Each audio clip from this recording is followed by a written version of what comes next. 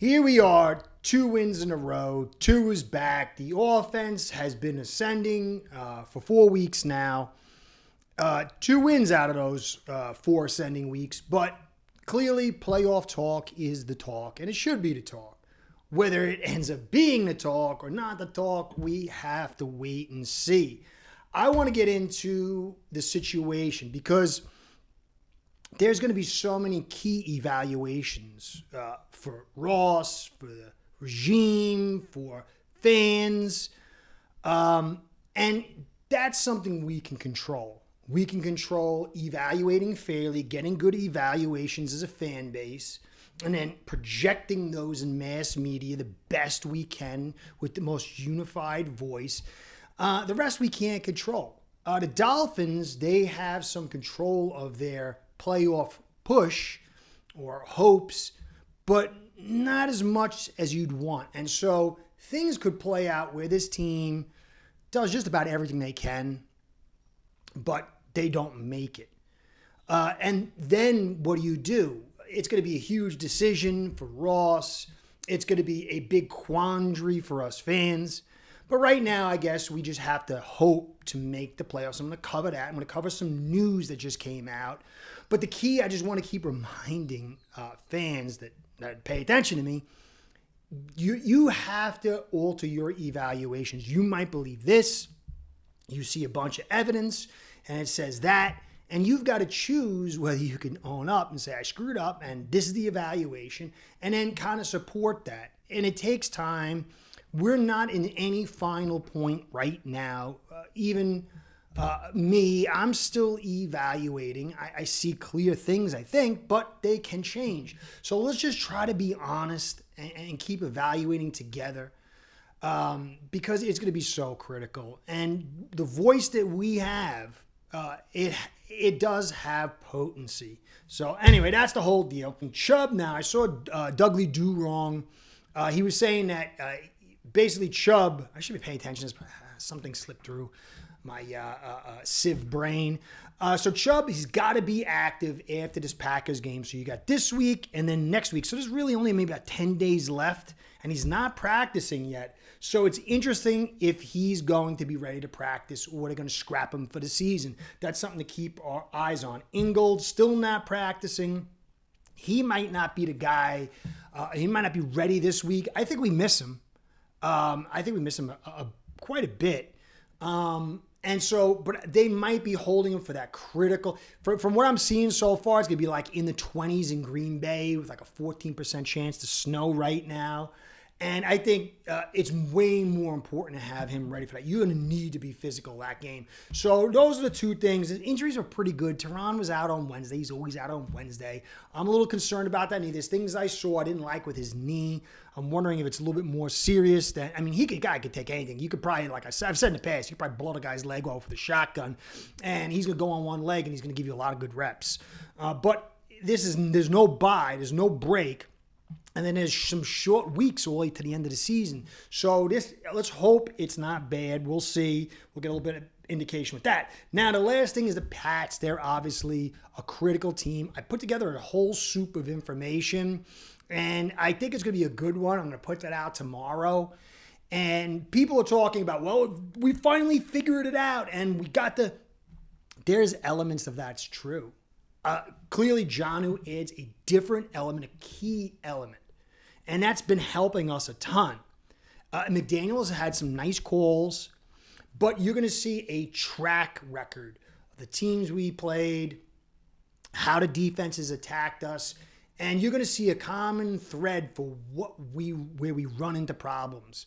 And I think it's gone back for a long, long time. And if you understand this, when you're watching the game, it can help you kind of see the direction we're going. It's not the end-all, be-all, but it's very, very good indicator. And I'll get to that next. But they have a poor offensive line. And that is always a good thing for us.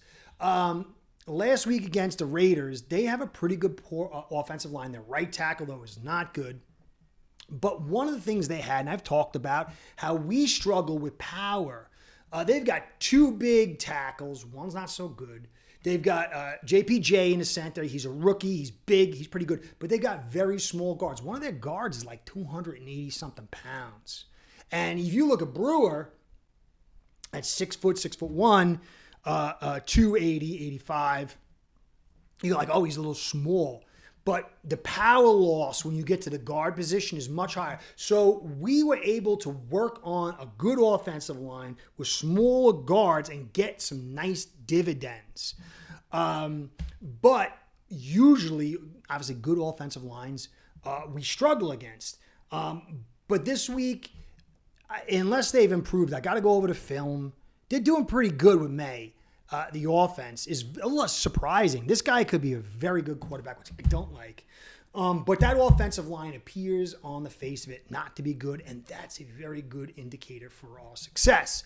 I'll get into the yellow parts when I tie into the thing about how defense is playing us and what the Patriots do later. But there's a very good sign we win this week because the poor offensive line and a rookie quarterback, that's a really good recipe for us, guys. It's not going to be that easy going forward. It's not going to be easy this game, but that's it. So the last thing before I get into it, guys, the likes, subscribes, the comments, the views, that stuff keeps me in the biz, man. I like to do this. I like to provide for you. Still supposed to be covering more teams. I'm trying to get to them. But that will keep me in the game to provide you the coverage that I do. And if you like it, please do all that stuff. You guys have been awesome so far. But any extra you can do, I'll be pretty happy about that. So here's the little graphic. And you can see the road for the Dolphins is clearly there. No doubt. But it's a little constricted. It could be a sense of too little, too late, unless we get some choke jobs. So I'm going to go over the whole thing. All right, so obviously you look at this graphic. Chiefs, Bills, they're in. We can't win a division. That's a lock. They're 99%. They ain't losing. You can see Steelers. If they win, it's 99% chance. If they lose, it's 95%. They're going to be in. I mean, 8-2. They're going to play in Cleveland. It's going to be 9-3. Forget about that. Texans, we play them. And maybe it would be good if we beat them and get the edge on them and somehow they collapse. They've been really hitting a lot of turbulence, and maybe the Colts, who have the edge on us, get the division, and then we would have a tiebreaker with the Texans, but they would have to do an epic collapse, and we'd have to go on an epic run. I guess that's some sort of hope, but it wouldn't be for the 4th spot. So first 2 4 spots are locked. We're no way we're getting in. Chargers 7-3. They play Baltimore. It's going to probably flip to 6-5 as far as the seeding. I think the Chargers might lose, although Ravens have not been looking good. You never know. But even if they lose, they're at 86% chance, which is really good. So I don't see the first through 5 spots being any possibility. The Ravens, 7-4. They've got 6 games left.